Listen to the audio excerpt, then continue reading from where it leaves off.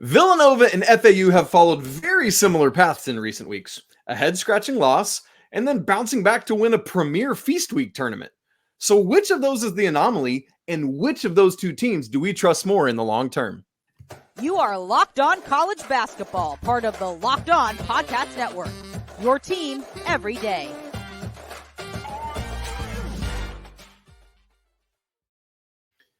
Hey there, what's up? Welcome into the Locked On College Basketball Podcast, the only daily national college hoop show out there. We are your hosts. That's my guy, Andy Patton. I'm Isaac Shade, and we want to thank you for making Locked On College Basketball your first listen or watch to get the best college basketball content out there every day. You everydayers, so glad that you're here. If you'd like to have more college basketball conversation with us, come hop into the Discord. The link is in the show notes. This episode is brought to you by our friends at Game Time. Download the Game Time app, create an account, and use code LOCKEDONCollege for $20 off your first purchase. Hey, Undefeated Watch. We are down under 25, Andy. That's wild. As of Sunday night, we have just 24 teams remaining. It's slowing down to a trickle. I love it because, Andy, several times recently, we've been watching a cool game in real time. So we're keeping tabs tonight as we record on Sunday night on San Francisco and Minnesota.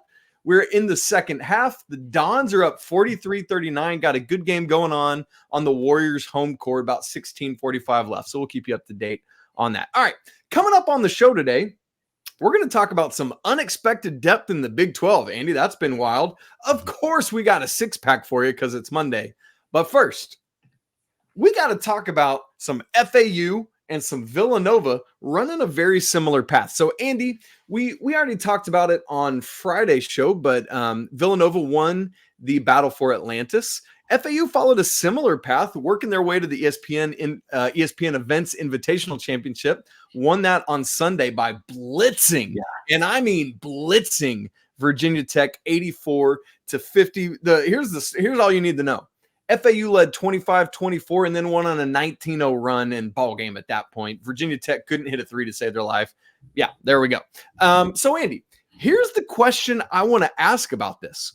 Seriously, these teams both had these weird, dumb, silly losses. FAU's was to Bryant, that's been in D1 for a minute, had a brand new head coach basically, and lost.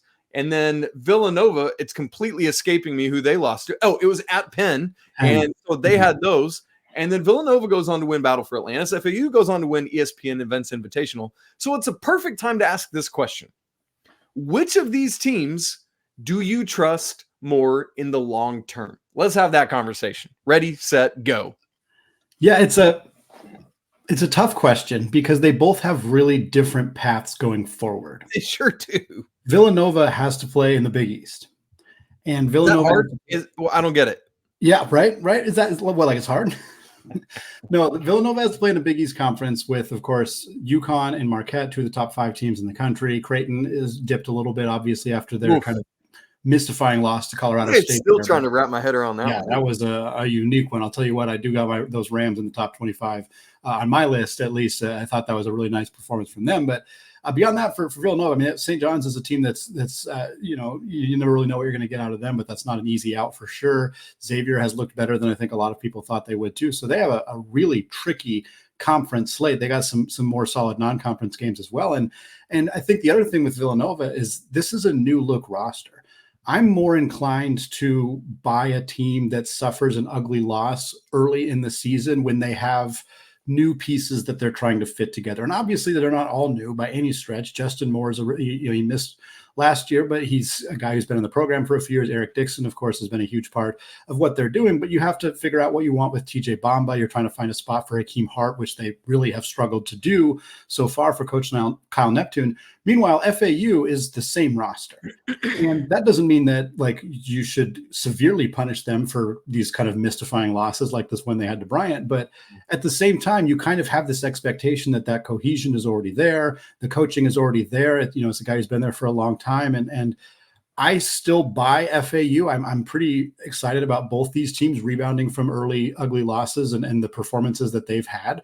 I think you are more likely to expect Villanova to win those games. Like FAU beating Texas A&M, that's a really nice win for A&M, like that, for FAU. Like that's probably probably a better win for them than I think Villanova over North Carolina, although both those wins are very close. Yeah. Villanova stomped on Memphis. And it's, again, kind of when we're talking parallels here, the championship game for both these tournaments was a big win. I know the final score didn't quite reflect the massacre that Villanova put on Memphis, especially in the first half, whereas FAU's final score against Virginia Tech was just monstrous, a 34-point victory there. But I think I'm a little more inclined to buy Villanova right now. But at the same time, I'm pretty geeked about both these teams, because when you show that you have that resolve and that ability to come back from a loss that your team absolutely should not have suffered, and you can go out and beat really good teams, it's hard to not be excited about that potential going forward. That's my answer as well, Andy, is Villanova.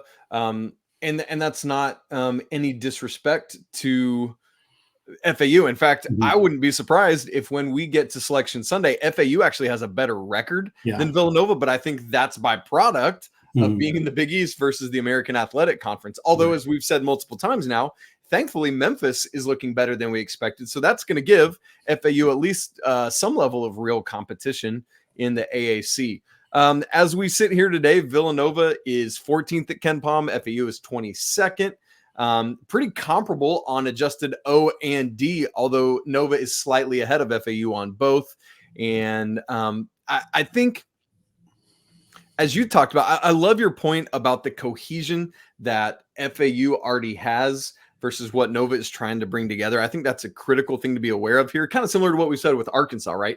Great amalgamation of talent, but trying to get the pieces together. And I think Nova's in that bucket. The other thing with FAU is, Elijah Martin's kind of been working his way back from a preseason injury. And so I think that kind of factors into where things are at with them as well. So I think all of that factors into it. For both of these teams, you talked about some of the schedule going forward. The next game we got to look forward to for Villanova is they've got K-State coming up next Tuesday, but then a big one against UCLA on the 9th, and then they're into Big East play right after that, starting on December 20th, and they start off with Creighton. So, I mean, you're right into it. As for FAU, they just don't really have many big chances left, although there is Illinois on December 5th, and the one that I'm very interested to see on December 23rd, where they play Arizona on a neutral court. So, Andy, I'm rolling with Villanova, but I'm certainly not out on FAU. I'm inclined to say that both of these, the anomaly is the loss, not the championship. Part of that is because it's a one-off versus a 3-game stretch. Also because it's part of what we expected from both of those teams versus just the randomness of an early season loss.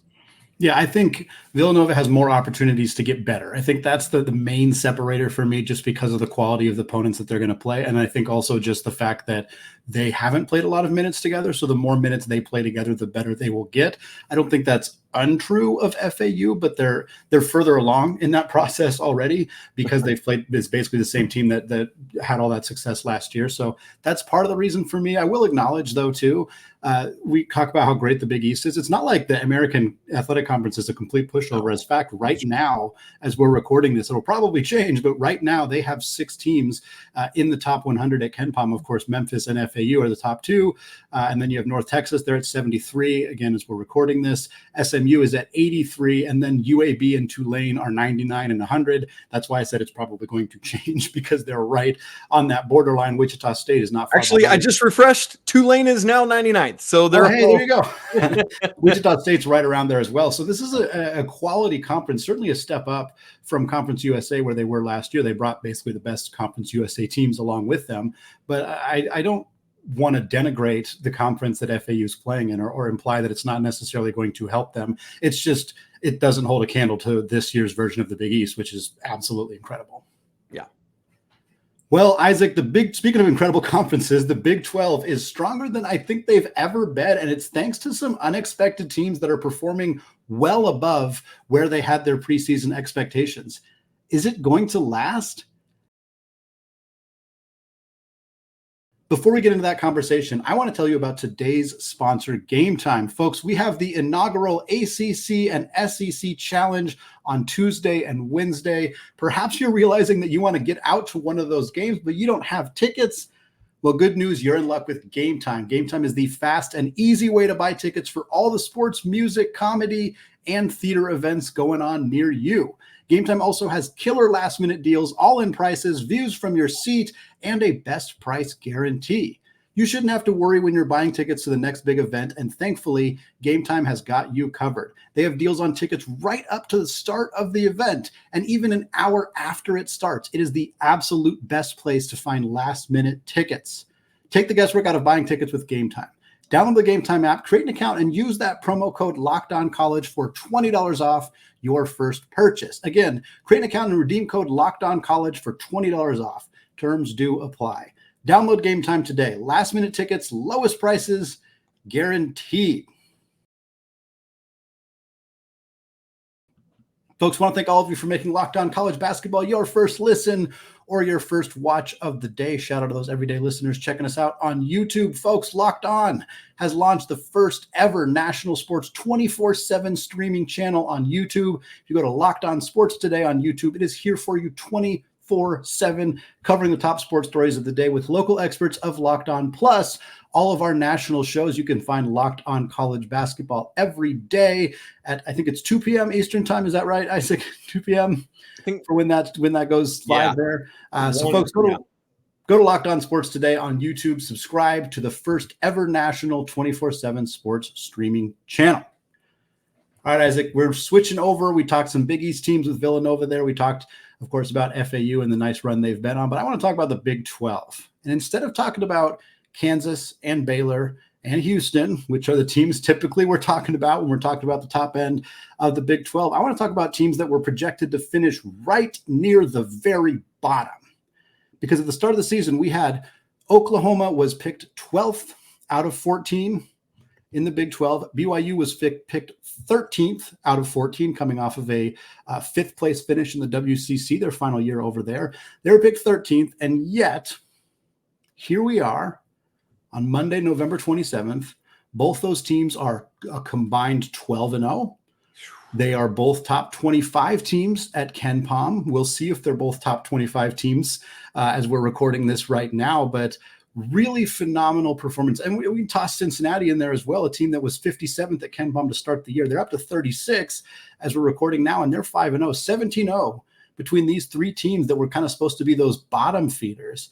And Isaac, as you recall last year, Kansas State, Jerome Tang's Wildcats were picked to finish last. Not only did they not finish last in the Big 12 last year, they found themselves on a very deep run in the NCAA tournament on the backs of Marquise Noel and Keontae Johnson. Incredibly fun team last year. Could we be looking at two or potentially three more teams who are projected to be at the bottom of the Big 12 who are going to make some serious noise, not only in the Big 12 regular season, but potentially in March as well? Potentially. Andy, I haven't seen, I hate to put a damper on it before we get going. I haven't seen something from either of these teams that makes me think that they're going to be up to the level that K-State was at last year. Mm-hmm.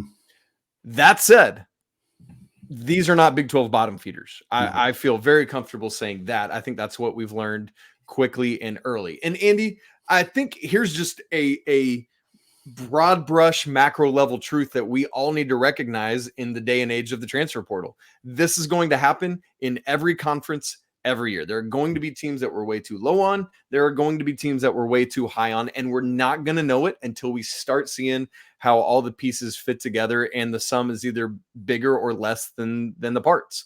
And in the case of both of these schools, Oklahoma and BYU, the sum is clearly better than that of the expected parts. I'm personally higher on BYU right now. It's funny. I mean, you said, we're not talking Kansas or Baylor or Houston. Mm-hmm. We're actually talking about a BYU team that's ranked above Baylor right now at Ken Pom. I mean, by one slot, but still, it's a fact and it remains. Like knocking off last year's national runner-up, San Diego State, comfortably. Like that was a 9-point win for BYU over that. Now it was at home, let's say that, but still, it happened. Had a nice comeback against NC State on Friday. We'll talk more about that here if we got some time. But I am, as of right now, more in on BYU than I am on Oklahoma, and Cincinnati is a third of these teams. But man, I love what it's doing for all three of these in terms of recalibrating some postseason talk to your question.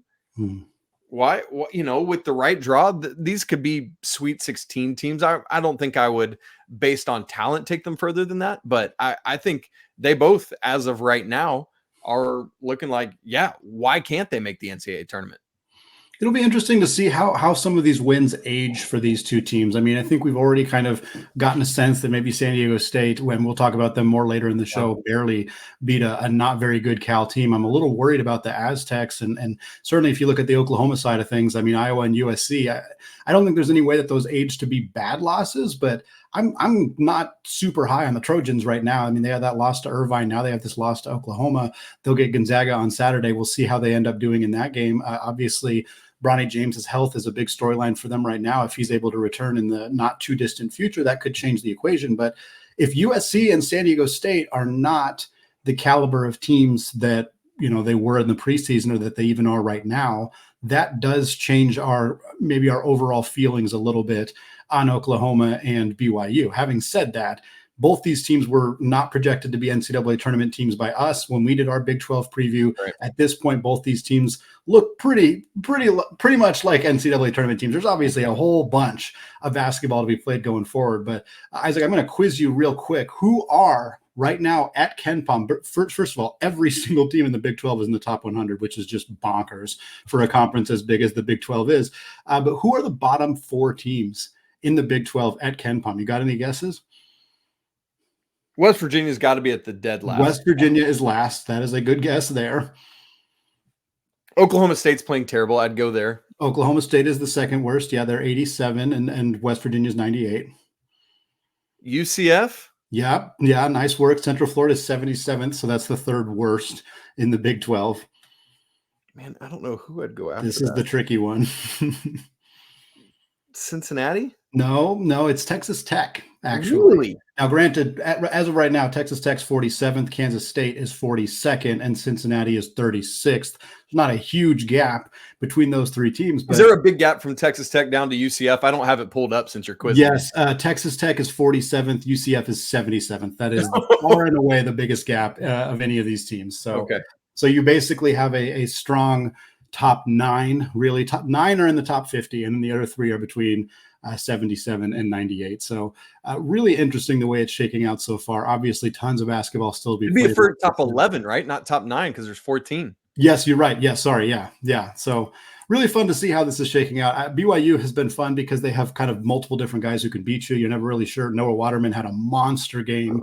I think that was the Arizona State game where he went 6 of 9 from 3. Jackson Robinson came off the bench to drop 23 against NC State. Like, this is a team that has more depth and more. And I've always liked Mark Pope. I've always thought he was a good coach. But after last year, I was pretty soured on what this team was going to look like coming into the Big 12. And boy, it's been a great run for them so far. Yeah. Andy, here's something else. Looking at their non-conference schedules, we lumped Cincinnati in with BYU and Oklahoma here. Cincinnati didn't really have much that's sexy on there. They play Xavier and Dayton, but I mean, okay, fine.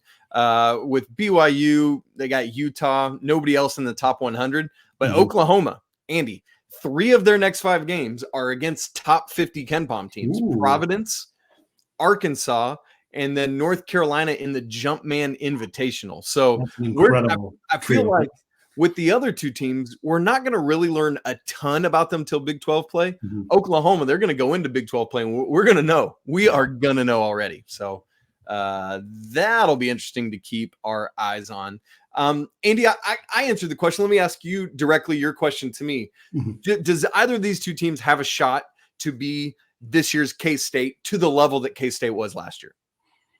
I don't think so. I think Oklahoma, because they'll be more battle tested with that trio of games coming up. I think even if they lose, if they go 1-2 in this stretch, if they go 2-1 would be fantastic. I mean, obviously they go 3-0. We're going to be having a lot of different conversations about that team, but I think they have a decent shot at it. I think I like Porter Moser. Like, I like the staff. I like the talent. I'm not sure BYU's quite there, but I think Oklahoma could do it. I'm guessing none of them quite reach that Kansas State level, because it's not like this is a yearly occurrence where a team projected to finish last goes to the Elite 8. But I do think that Oklahoma could do it. Wow. It's also nuts that with Oklahoma being where they're at right now, I was looking, talking about North Carolina. I was just looking at their non-con. Obviously, they just got finished playing Villanova and Arkansas. 4 of their next 5 games are non-con. There's Florida State mixed in for one random ACC game, but their other 4 next games are Tennessee, UConn, Kentucky, and this Oklahoma team that we're talking about. So we're going to know a lot about the Tar Heels as well very soon, Andy. All right. Andy, great Big 12 conversation. Great conversation about Villanova and FAU, but it's Monday, and we got to get to our 6-pack, and I can't wait. We got notes on San Diego State struggling with Cal. What? And Louisville actually won a game, although it took some missed free throws at the end of regulation to do so. We'll get you caught up on all that in just a second.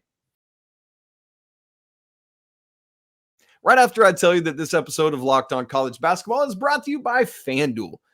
As the weather gets colder outside, I'm still trying to warm my feet up from putting lights out earlier today. The NFL offers stay hot on FanDuel. Right now, new customers get $150 in bonus bets with any winning $5 money line bet. It's $150 if your team wins. So maybe you've been thinking about joining FanDuel. There's no better time to get in on the action than right now. This app is so easy to use. There's a wide range of betting options, including spreads, player props, over, unders, and more. How about checking this out?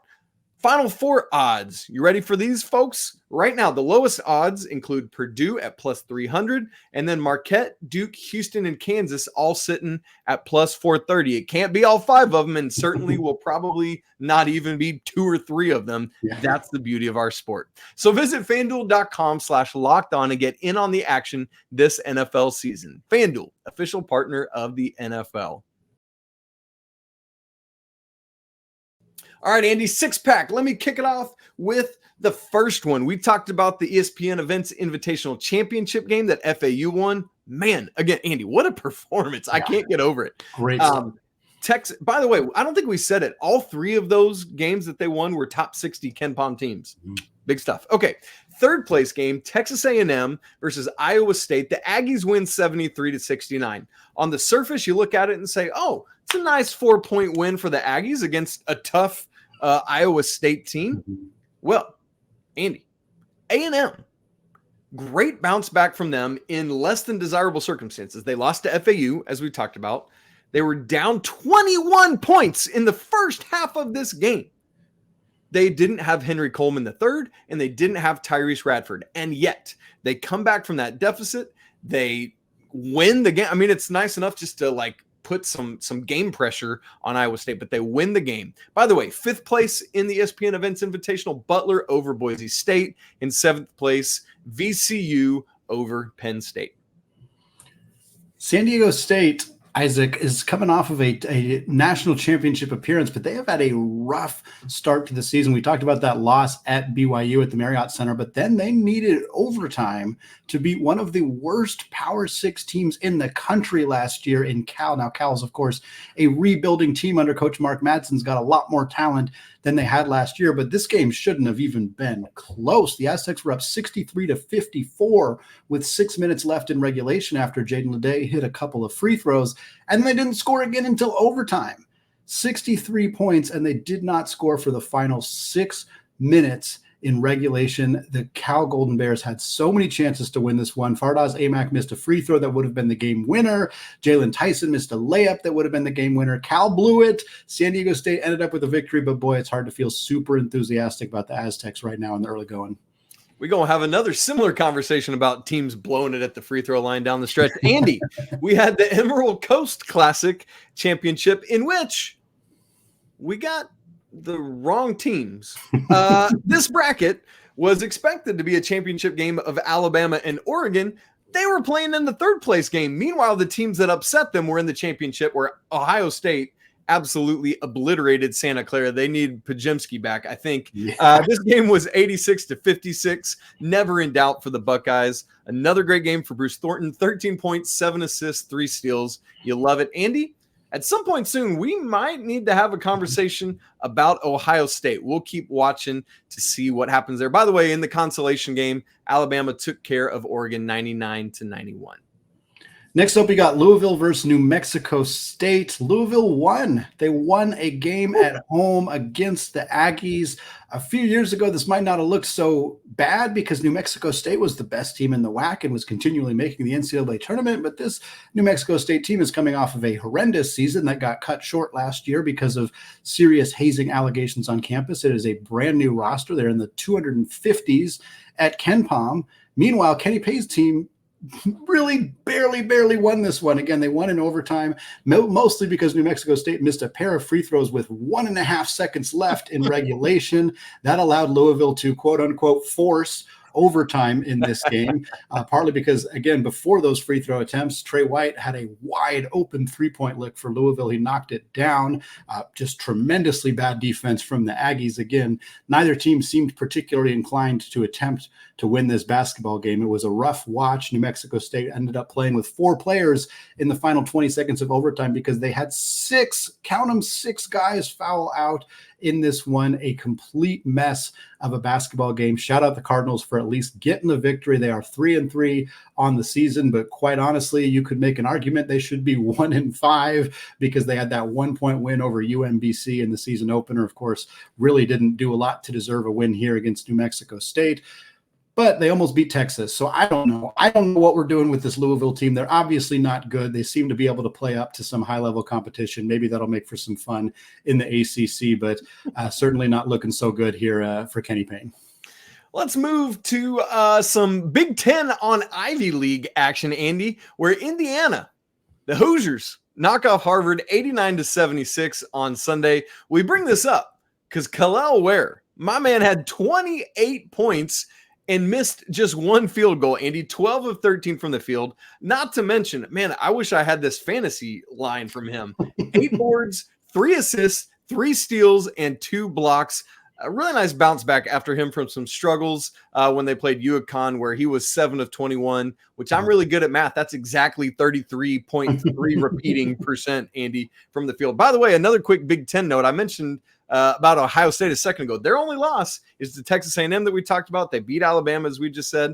Not much left in the non-con, UCLA, and then a bunch of bye games. So we'll really not know what we've got in Ohio State till Big Ten play. We'll wrap this up with a note on our now new bottom feeder in the Big 12, as we alluded to earlier. That's West Virginia, who narrowly escaped a loss against a Bellarmine squad. It was 62-58. The Mountaineers secured a victory. Jesse Edwards was the star for them. 17 points, 14 boards, 3 blocks for the Syracuse grad transfer. And this team's in some desperate need of some help. And fortunately, they are going to get some help back. Kirk Risa, 4 more games till he is back from his 10-game suspension. They're going to really need it. And we've talked about Kirk Risa being a bit of an inconsistent scorer, inconsistent shooter, performer in general, quite frankly, during his multi-year career at Arizona. But this West Virginia team, they cannot shoot to save their lives right now. They were 3 of 16 in this game against Bellarmine. That's just under 19% from 3. They're just over 31% from 3 on the season. Kreese, I think, is a career 36% three-point shooter. Having him back as a floor general, leading the troops, be a better shooter, be a distributor is really going to help this team. They're relying really heavily on Quinn Slazinski, who wasn't expected to be a big part of the rotation. Of course, Jesse Edwards carrying a big load. And we hope that the Mountaineers can kind of get a little bit of help here and maybe make a push. But the offseason was really, really rough for them, and you can kind of see that bleeding into the regular season here. And do you think Tommy Lloyd is excited that he's got Kylan Boswell running the show instead of Kirk Risa? I think he's pretty happy with the results. I think he's happy with having Jaden Bradley and Caleb Love in the mix as well. It's a pretty darn good group of guards you can rely on. And with the exception of Love, you have a lot of consistency there. Yeah. Also, hey, Umar, here's the ball, dunk it. That works too. Yeah, certainly helps.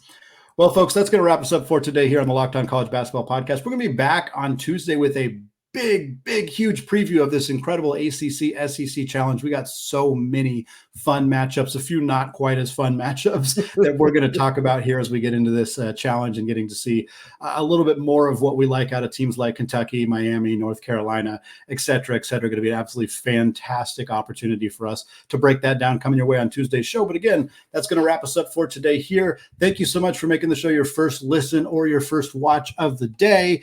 As we're recording this right now, San Francisco is up 10 with about 6 minutes to go. Again, playing at the Chase Center over the Minnesota Golden Gophers, a nice opportunity for the Dons and the WCC to pick up a win over a Power 6 Big Ten opponent there. Again, thanks again for listening. We'll be back very soon with you all. And until next time, peace.